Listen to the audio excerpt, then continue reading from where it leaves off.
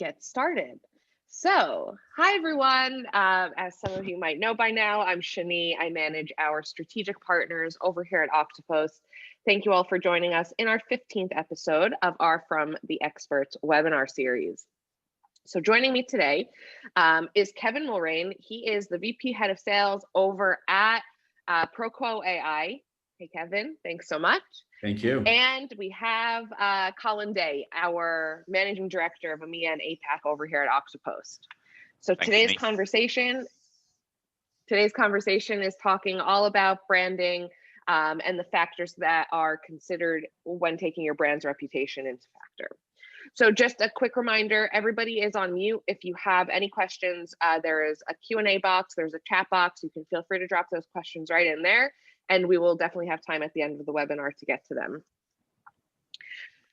Oh, you see, this is that lag that when I introduced you, I wanted this on the screen.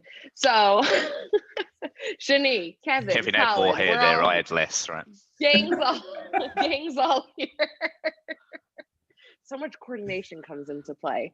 All right, well, let's go ahead and get started. I think setting the tone for today, Kevin, I would love to hear a little bit more from you, again, just to make sense of this webinar. What makes up people's relationships with brands? Yeah, it's a great question. I think where it really starts from is how people feel about a brand, right? Whether you're looking at the B2B space, the B2C space, brands build relationships with their consumers and their customers and their potential customers. And really understanding those feelings and being able to segment them into different groups and categories allows you to understand the performance of your brand. What do you do really, really well? Where are your areas of optimization and improvement?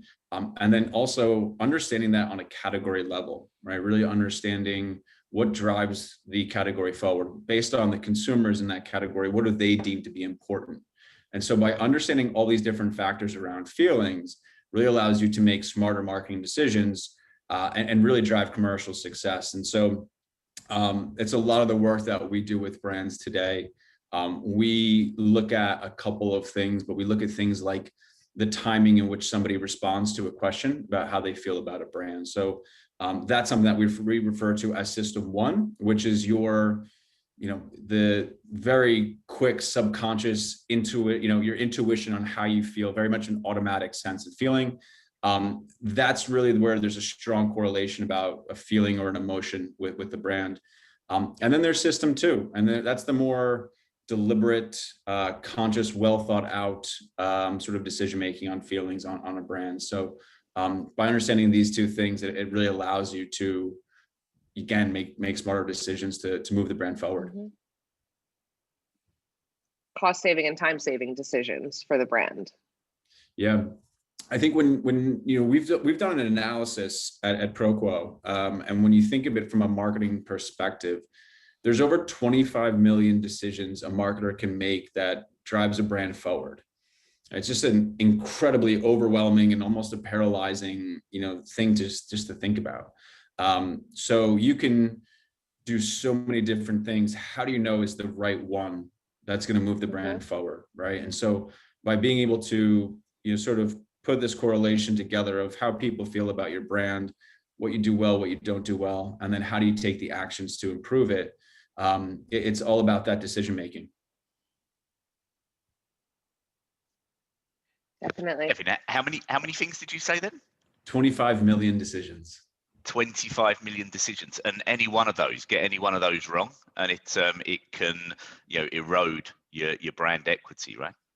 Exactly. Yeah. So I think there's a lot of, there's so many things you can do, and there's just a lot of hope and intuition, right, about what you can do. And then there's also a lot of, what we talk to our customers about is your intent versus impact, right? You see a lot of brands that put together a campaign or they take a certain marketing action with the intent to see a certain result.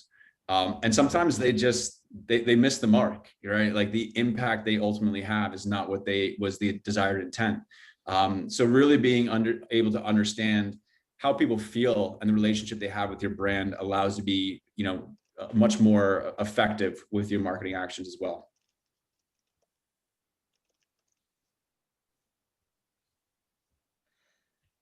Fantastic. Colin, was there anything else? I just wanted to. Yeah, I mean, just But picking I up didn't on want to that. cut you off. Yeah, no. Just picking up on that point, right, Kevin? So, you know, any one of those things can erode that that brand equity. You know, the way I always think about it is that a brand wasn't built in a day, right? But it can certainly be destroyed in one. Yeah.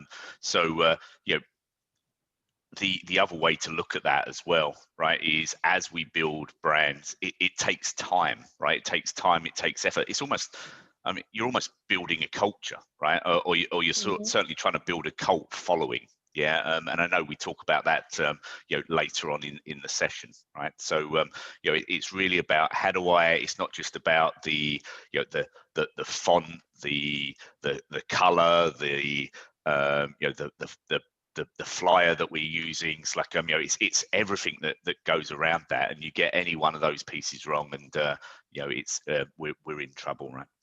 Yeah, it's an interesting piece, because I think where a lot of marketers sometimes struggle is around building that emotional connection with your consumers and your audience. And how do you do that, right? Like, you know, when it comes to more of the rational thinking or the rational drivers that grow a brand, things like the performance of the product or how it differentiates amongst its competitive set. Those are all things that are pretty standard in the marketing function, but there needs to be a lot of creativity, and there needs to be a lot of uniqueness when it comes to how to build that emotional connection. And that does take time. It doesn't happen overnight, but those are the things that really help brands like disrupt their category, gain market share, and really stand the test of time almost. So how are they attractive? Are they building an empathetic relationship with their consumers? Do their consumers view them as an aspirational brand, right? Like really understanding what makes your consumer tick and being able to tap into that emotional benefit. Kevin, what you know, from what you've seen out there, what are some of the brands that you feel are getting this right, are doing it right? It's like, you know, there are some B2C brands that obviously spring to mind, right? It's like, you know, if you look at the likes of Apple, for example, it's like, you know, everyone wants or knows how to or why they buy. It's like, you know, Apple devices. But you know, what are some of the brands that you see out there that are doing it right, and you know, why do you think that is? Yeah, it's I think it's probably a bit different in the B2B and the B2C space, but in the B2C space, you know, some of the more aspirational brands that we work with a company called Athletic Brewing, which I think a lot of people became familiar with, especially around Dry January. But they're a no alcoholic beer brand, and they've been disrupting the category. They've been doing a lot of really unique things, but they've just been connecting with their consumers in a very, very aspirational way. They're tying the emotional benefits of how consumers want to live. They want to be healthy, they want to be fit, to the you know, the blend of I enjoy drinking beer, right, and not having the negative impacts of it. I think you also see some really interesting brands in the B2B space. One that really jumps out at me because I've seen it firsthand, is companies like SalesLoft, right? Like I know certain SDR leaders, sales operation leaders would, you know, it's that tribe that they've built. No matter what company they go to, SalesLoft is going to be there, right? And as they make moves in their career and they work for different, you know, businesses themselves, first thing they do, if SalesLoft's not there, that's one of their first orders of business. Yeah, Kevin, I had the same experience with Oktopost, right? But hey, I didn't take them into my next job. It became my next job. So Exactly. I've purchased Oktopost a Wouldn't couple of get times enough. in my life, right? You teed that one up for me nicely, mate. Gotcha. Sorry, Shani. So no, that's fine. I was just going to move into the next topic, the next topic of conversation, which is kind of how to flip that switch on your brand's relationship. So how, if there is that negative experience, how can we move quickly to kind of flip that into a positive experience? And is there really room for fault or room for failure when developing your brand in the initial stages, at least? It's an interesting question. And I think in the early days, like there's always a lot of testing. One of the things that we see and we talk to our customers about a lot is this approach of kind of this like always on approach, right? If you look at how people feel about a brand, or early days, you might be looking more at what drives the category forward, right? Because you don't have that established brand just yet. It's interesting, those things change very, very drastically. And it does vary category by category. And so as an example, with some of our customers, like we look at the different drivers for the category, and we saw that in the beginning of the year, things like the need for transparency weren't so great. But as the world changes, as everything evolves around us, as consumer behavior and thought changes, transparency has been something that's up on the rise. And it's becoming more and more important for brands to be more transparent and more empathetic to understand what that they want from their, what they need to provide their customers. And so I think what's really interesting about this is that it's not just a get a glimpse, operate and move on. It needs to be this always on approach of understanding how things are changing in the marketplace, and then being able to proactively and quickly take those optimizations, those changes, so you don't go too far down a rabbit hole to make a really, really bad, lasting negative impression. And Shanice, thinking of that from a social perspective, right? It's like one of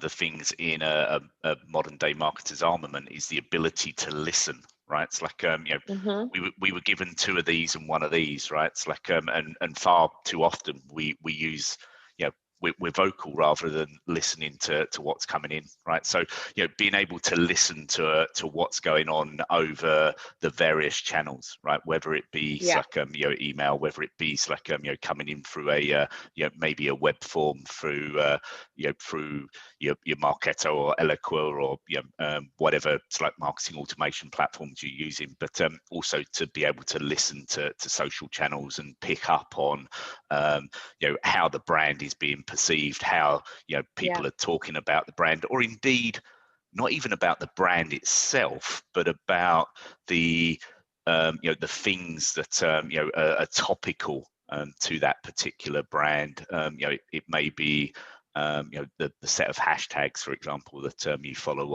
on say Twitter, or the various influencers that you're following on social. So how do you pick up on that wealth of data? You have to go and search for it. You have to go and listen for it, and then, as Kevin said, right, once you've got that, you're then able to react to it, and maybe not even become reactive, right, but be proactive, so that you can get, if you can start to see negative sentiment start to increase about a particular topic, you can get out in front of it and start to influence the customer experience, the customer journey, and the conversation. And I think and you have to be open to that feedback and that conversation and that criticism, if it's criticism, and I guess that's why the rebrand exists. And I think we also saw last year, towards the tail end of last year, a lot of rebranding happening, especially in the B2B space, just being, I think, more open and aware of the conversations that were happening globally and socially, and just these conversations, and being able to apply it to their organization and then portray it to their customers and their audience in a very transparent way, like you said. Yeah, I think you're seeing it in both the B2B landscape and B2C, but brands that are very there's a strong correlation. There's a lot of emotion behind their vision and their mission, right? When you see a lot of brands that are more really focused on sustainability or supporting certain charities or donating to different causes, it's becoming a bigger part of the brand, and that is one of the things that really draws people in. And I think being able to associate, Colin, you talked about influencers, right?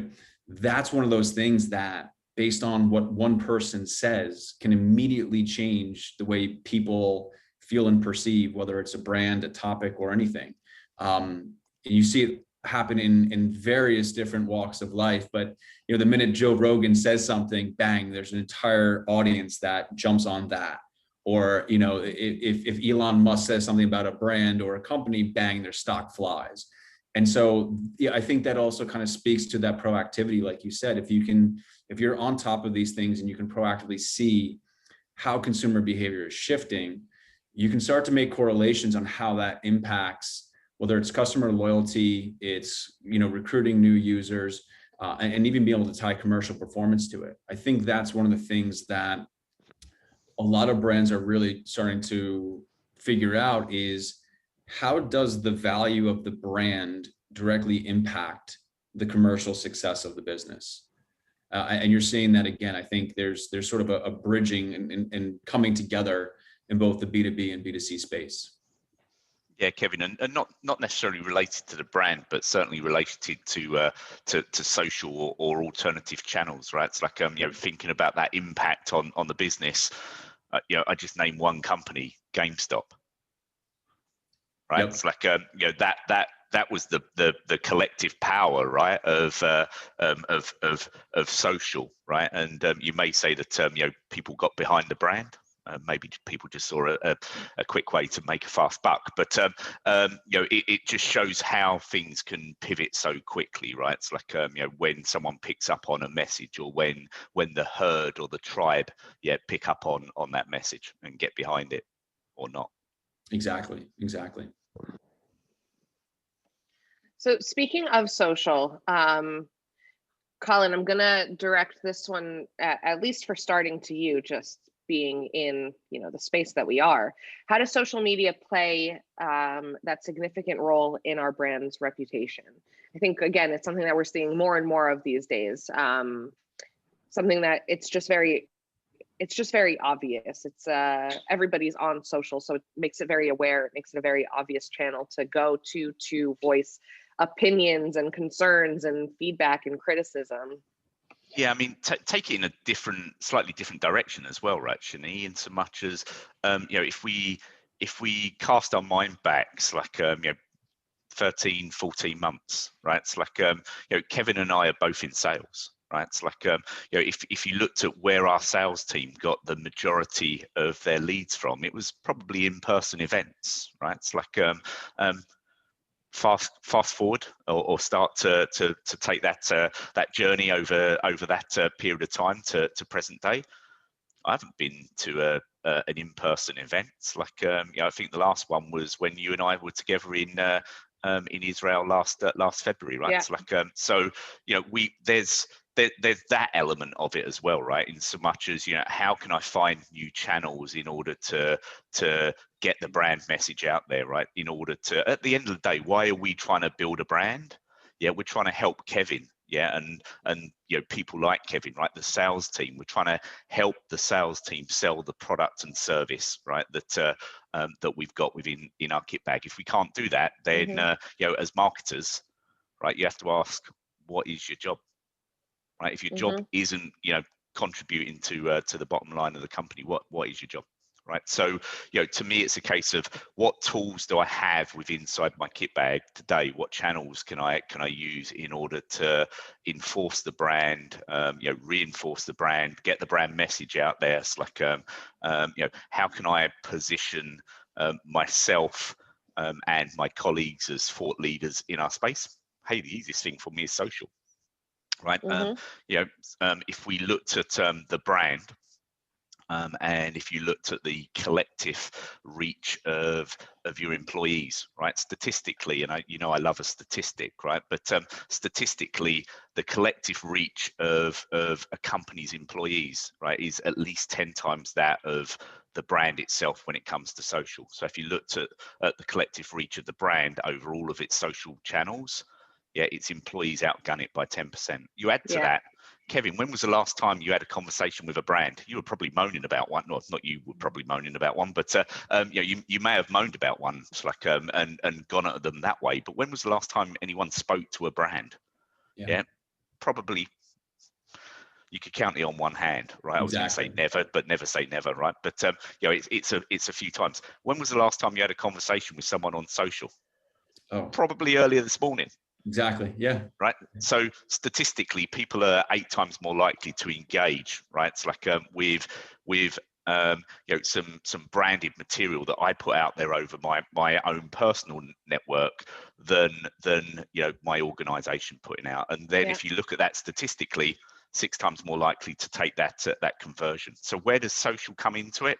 Yeah, social's a huge part of our lives today. I mean, if we look at how often we're on our mobile devices, right? It's like we look at how often we check our our Facebook feeds or our LinkedIn messages. The first thing I do in the morning, rather sadly, is tune into social, right? It's like look at what's coming in on my feeds on my timelines on a daily basis, and react and engage with it. Yeah, and I do that frequently throughout the day. So to me, it's a case of anyone that's got a thinking about their brand strategy, if they're not looking at how they can harness the power of their employees to help enhance that brand, make them brand ambassadors. After all, we're probably doing it of our own accord anyway, in some way, shape, or form. But I want a way to corral them. I want a way to enforce best practice. I want to be able to coach and educate my colleagues on what does it mean to be socially active, and what does it mean to be responsible to the brand, and the brand equity that we've been building. I really like that. And I think the way social was positioned to me a few years back was, as a salesperson, sales leader, CEO, founder, if you could go and speak in a room to 100 of your best potential customers, would you pay for it? And the answer is absolutely. And we have that opportunity for free every single day on social channels, right? You can build an audience, you can build connections. I do think that a lot of consumers and customers, like they want to engage with the people in those brands, and not so much the corporate jargon, but they want to see what people are talking about. Again, I think as the buyer evolves and shifts, and it's a different generation, the traditional methods are evolving, right? Like everyone is on social, and it may be a different social channel depending on who your persona and ICP is, but it's getting bigger and bigger.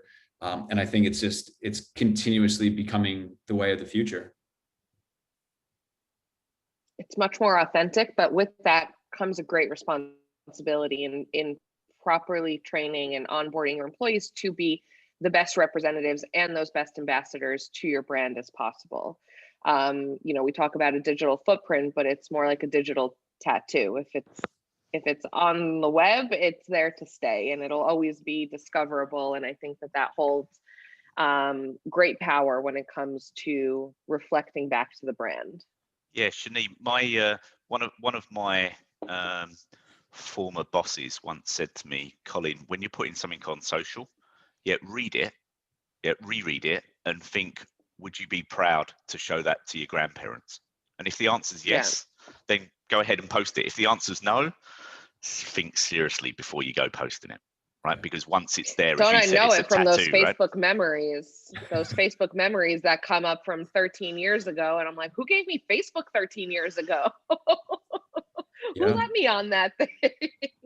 No, it's a big responsibility, and it's it all, obviously depending on the channel that you're on and the network that you're on, it does fall back on the brand that you're representing and that you're advocating for. And I think as powerful a solution as it is, it also is powerful in the sense of the responsibility aspect of it. Yeah, I mean, it can all be tied back to your employer, right? It's like so if you went onto my LinkedIn feed, right, it's like you'd see that I'm associated to Oktopost. So anything that I put out there, right, whether I like it or not, I'm an employee of Oktopost, and therefore anything that I write, even though it's my own thoughts and opinions, I've put on there that I'm an employee of Oktopost. So it gets the company or the brand gets tarnished with that message. There's a lot of good that can come of it, but like you said, there's a lot of bad. Definitely. Right? Like I've even saw on LinkedIn people that were posting to support different causes within social injustice, and people were making just horrible comments, and their employers saw it. And unfortunately, their employers couldn't stand for it, you know, and I'm sure there was all sorts of, you know, challenges and issues that caused. And so I think would my grandparents be proud of me by posting this lens is a great filter to put it through. Definitely. But once it's there, it's there. Yeah. Especially with the new cancel culture. And I think really the bottom line is understanding that social does play a huge role in your brand's reputation, whether it's the brand itself speaking or the employees speaking on behalf of the brand or the employees that are associated with the brand.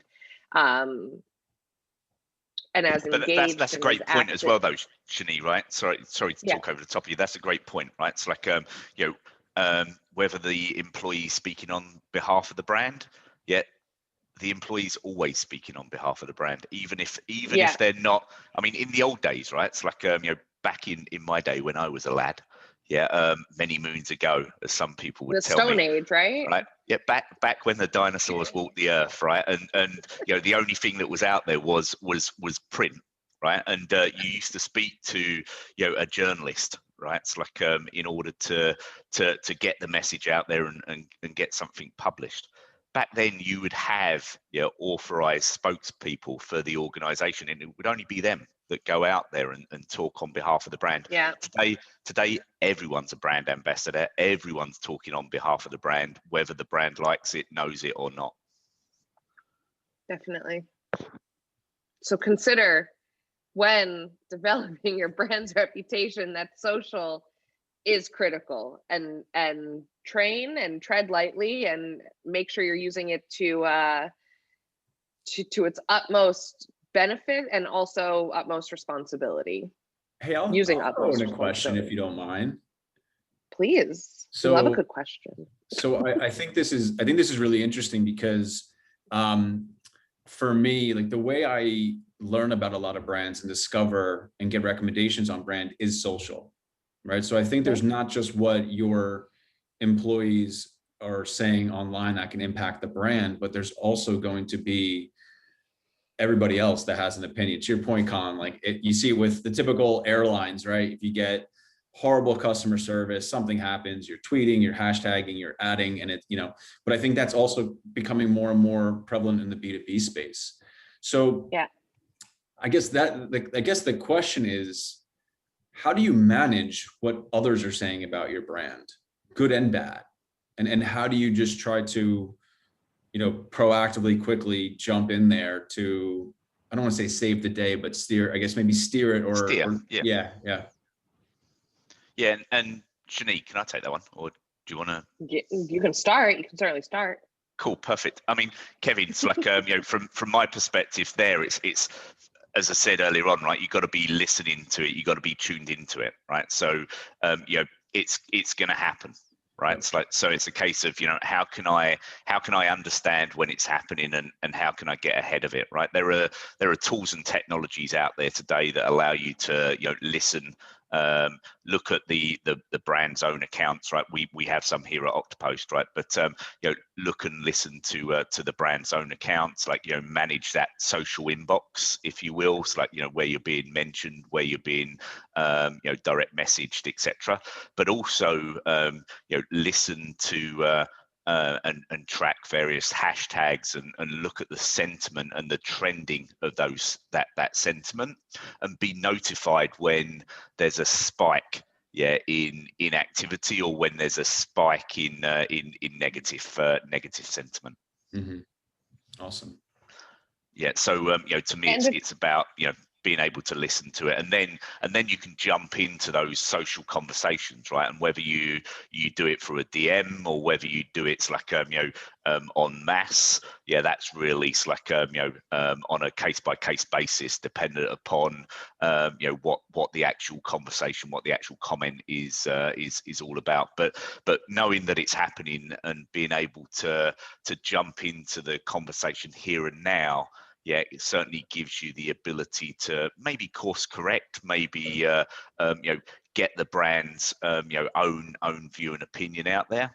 But sometimes it's actually good to do nothing.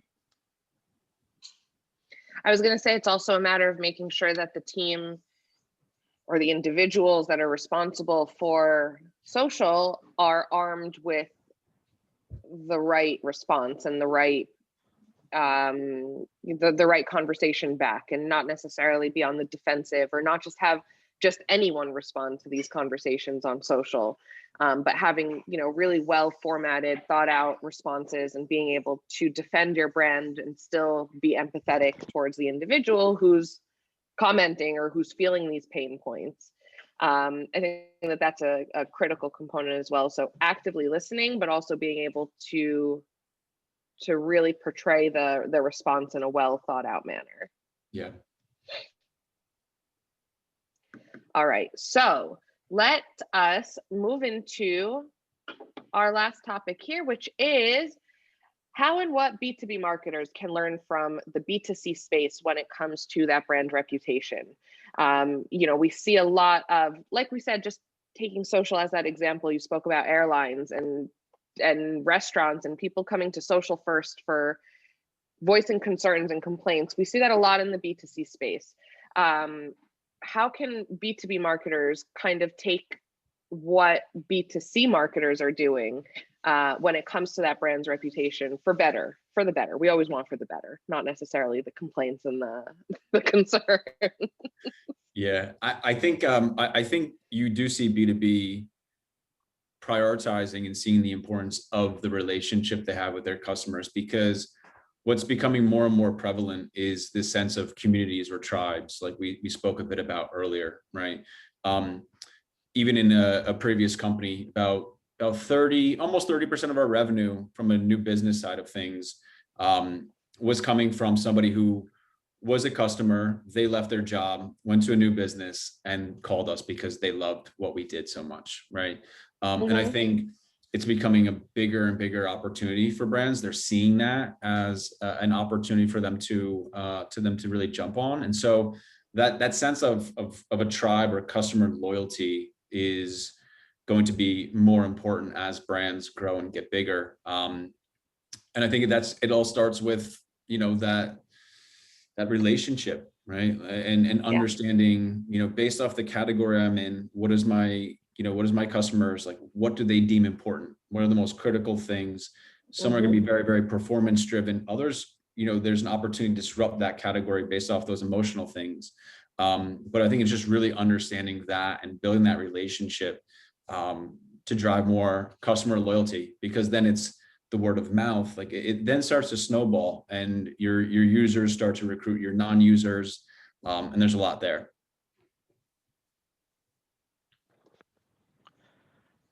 Kevin, just picking up on the tribe element, right, and taking it in a slightly different direction. Yeah, look, I always say that selling's a team sport and an important part of that team's marketing, right? It's like, you know, as a sales leader, what do you see as some of the key interlocks between sales and marketing? Yeah, we operate very much the same way. We sort of internally, we look at ourselves as a revenue team, which is sales, marketing, and content, you know, and we're one piece of a much bigger operational pie. There's the product team, there's our enablement team, there's a lot there. But you know, I think what the most important thing, I think, between the sales and marketing alignment is it just starts with what's the goal, right? Like, what is the goal of marketing and how should that influence sales, and what is the goal of sales and how should they feed back to marketing? And I think if you have two different goals and targets, that's where the friction begins, right? Like, marketing's out there doing their thing, sales is doing theirs, they're not aligned, and there's just complete friction. So I think it's just understanding what's the unified North Star. What is the most important thing for that brand to obsess over and align on, right? I think that's the foundational piece, and that starts even above a sales and marketing team. That starts at the top with the organization and the direction of priorities. But you can't go much, you know, you have to have great people, respectful people, empathetic people to build that relationship. But without the alignment, you know, from the top, it doesn't get too much further, I don't think. It always starts at the top. It has to, everything has to start from the top and trickle down. Any initiative, any positive factors that would be considered has to come from the top and trickle down, and there has to be enthusiasm from the top. And I think, we always speak about that bridge between sales and marketing and speaking the same language. And without having that same language, there's just such a disconnect between what your messaging is and what you're selling and what the person is getting and how they're being treated as a customer. And it all ties in, and it all has to start from that top and trickle on down. Yeah. I think the roles are intertwining, like they're becoming closer and closer together. Like I know Definitely. I spoke with Jen on your guys' podcast about, sales becoming better marketers and marketers becoming better salespeople. Exactly. And even touching on the social point, like I think that's one of the examples that I see every day, where salespeople have an opportunity to create great content, to put their brand in a positive light and build an audience and build a community and evangelize on behalf of the brand, which is kind of a new skill set, right? It's not a selling direct response. Like it's much more of I think a more traditional marketing skill set. And you see some of the best marketers are really leaning into the voice of the customer and understanding what prospects want. So they're listening, or they're active in sales calls. So I think you're seeing a little bit more of a blend, and which I think is great, because it's just starting to like remove those silos. And it's Definitely. Two different, you can look at it as two different teams and two different functions, but it's a team sport. I think Colin hits the nail on the head there. And they have to be speaking the same language, the same just that same language in general, and speak to each other and communicate internally. This is what the customer is looking for, the prospect wants, and how do we deliver that? And this is what we're delivering. So put it in front of the prospect. It just all intertwines. And Kevin's like thinking of it from the from the marketing side of things, putting my marketing hat on for a minute. It's like where I came from before joining Oktopost, very big B2B brand.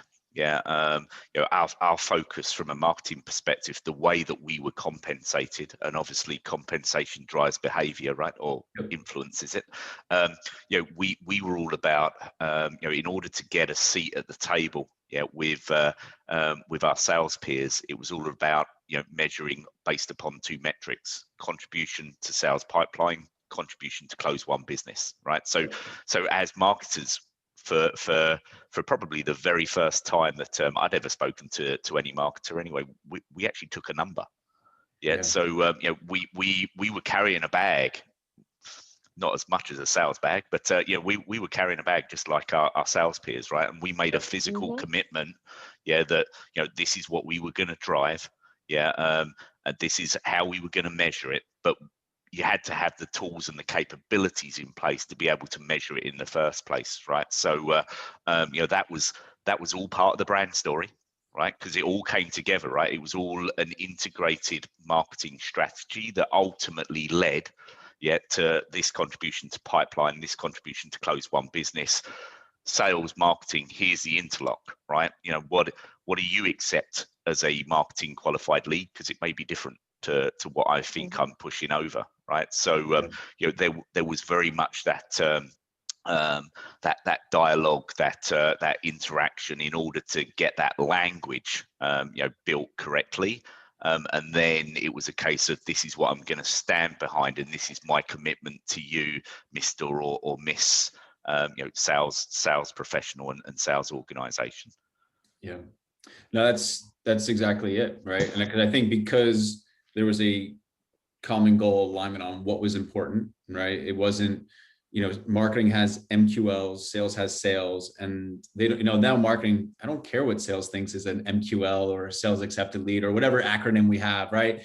You just toss it on over. And so I think that alignment, on those key performance indicators or metrics is what starts that. And then having that conversation and having, I've even thought like that singular dashboard, like we're all speaking the same language, instead of sales has theirs, marketing has theirs, and now it's, well, I see this, you see that, and that's where friction begins. So it's amazing to hear that. Yes, it's all about being radically transparent, right, Kevin? And I know you've been on the Radically Transparent podcast. Right. This is not a plug for that, What a right, plug! Yeah. What a plug! If there's not a shameless plug, then it's not even a real webinar.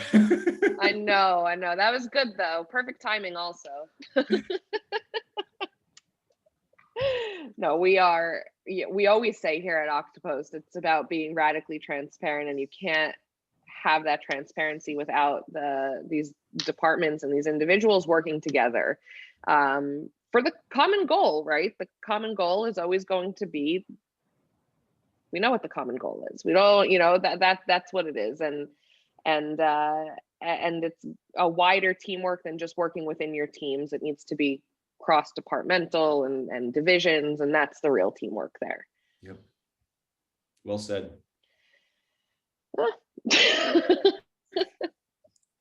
So that does bring us to kind of wrapping up the webinar itself. We have a couple of questions that came in. I do first want to thank the two of you. This was a really great conversation. And I think it just helped, kind of give that wider perspective on the brand itself, that it goes well beyond that elevator pitch and the font and the colors that you choose to use on your website. And I think that this was just able to shed a lot of light. And I did want to address a couple of questions that we got from the audience. So the first one that came in, this was earlier on. So how do you measure emotional connection? It's a good one. It's a really good one. And I think it's probably one of the more challenging tasks that a brand or a marketer probably has in front of them. But depending at where you are in your business, there's a couple different ways. One is to just see the response, right? There's all sorts of different ways in which you can speak with your consumers and having, your finger on the pulse. We've worked with some much smaller brands that, they spoke with their customers every single day. So they had a really good understanding of the sentiment or the reputation of the brand. As they grew and as they scaled, it became a lot more challenging and difficult. And so, there's a lot of different ways in which you can do it. We work with brands and help them understand that through, daily conversations with consumers, and being able to, align that back to an emotion and align that back to a score, and then giving the actions to say, here's how you make this better or worse. But, there's a multitude of different ways to do it. But I think the important way is just understanding like this, as it changes, as it evolves, you always have to have your finger on the pulse. And try to make that actual connection with your customers, and try to be proactive in collecting feedback and hearing what they have to actually say back to you, and being, like we said earlier, being open to that conversation and that feedback, and open to applying change where it makes sense to. Exactly. Great.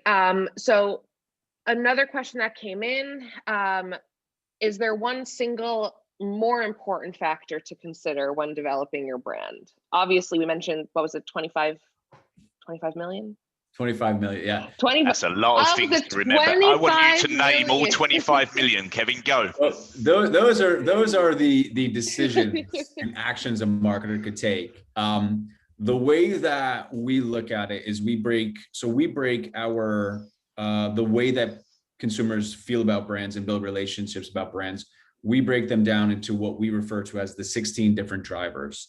Those are also broken into different categories. So there's going to be things like rational drivers, seductive drivers, emotional, and persuasive. Now, it's different for every brand, every category, every stage of where you are. That's why it's not easy, right? Like understanding all of this is not easy. And then trying to understand it and taking all those actions and figuring out the right things to do, it's a very challenging, daunting thing, right? There's some brands that do it incredibly, incredibly well. There's other brands that really are struggling and challenging with it. If it was, some of those, like, if it was really easy, we'd all have a brand, we'd all have islands, we'd all be millionaires. So it's super, super difficult. But I think what it's important to recognize is that there's not a one size fits all model, and it's not going to be it's not a static thing, right? These different drivers are going to change based off a lot of different variables. So having that, always on approach is what's really key. Definitely. And that makes perfect sense. It's hard to pinpoint one specific factor. Like you said, if that was the case, then why would I need to be working at Oktopost? I would be running my own gig over here. Yeah. Okay, great. There is one more question, and I touched on it earlier when it came in, but I'm wondering if we can just kind of dwell on it a little bit longer. Is there room for failure when creating your brand? And I think that question, what I'm understanding from that is, can you redeem yourself? If you fail in the beginning, is there room for redemption afterwards? It's a good question. And I think anybody you ask that works with brands may have a bit of a different school of thought. I think one of the schools of thought is, the age old, there's no such thing as bad press, right? I've just Yeah. You can take a look at. Oh no, you froze. Uh-oh, you froze there, Colin. Oh, I said I've just written that down on my piece of paper, Kevin. There's no such thing as bad publicity. Right. You can look at some brands, and one that comes to mind, Peloton, right? Like they put out an ad campaign that just totally missed the mark. I remember that one. And it was the creepy one that they put out, right? With I forgot what it was, but I remember it, seeing it and being irked out by it. Yeah, so like but then everyone got a Peloton a month later. So there are certain ones that are just going to, because then everyone talks about it, right? Exactly. And that kind of speaks to what drives the category forward, right? You can put something out like that, but Peloton, based off of what's going on in the world, gyms shutting down, and people caring about a high performance, fitness bike, it's still going to drive commercial success. I also think too, where it really stems though, I think is, being able to put together really good ad campaigns, being super efficient with your return on advertising spend, and making sure that you're connecting with your consumers, because over time that does build the brand equity, the brand reputation, and then does drive to the commercial success. I think you want to make sure you're getting a few more hits than misses, but I don't think, more often than not, I don't believe that it completely crushes a brand. Right. With so many factors to consider, you'd have to really hit every mark to fully flop, I guess. And not want to change in order for that to have that redemption afterwards. Yeah. And that's an opportunity in itself, right? If like the redemption story, everyone loves it, so I think there's always a next move. There's always a next step. For sure. So those are the questions that we have received today, which does bring us to the end of this lovely almost hour webinar that we had. And I just want to thank the two of you again. This was a really fantastic webinar. I found it insightful. I have no doubt that our audience found it insightful. And for those that will listen to the recording, I'm looking forward to hearing their feedback as well. So thank you both. Kevin, thank you so much for joining us. Again, 15 episodes in, and the conversation just keeps getting more and more riveting. So really appreciate you taking that time today to join us, and talk a little bit more about what's in a brand. So thank you everyone for joining us today. If you have any questions at all, our contact information is here. You'll get the recording, you'll get this deck, so you don't need to memorize anything. And until our next episode at the end of May, I look forward to seeing you then. Thanks again, guys. Thanks, Kevin. Thanks, Shani. Thanks, everyone. Thank you. Take care. Bye.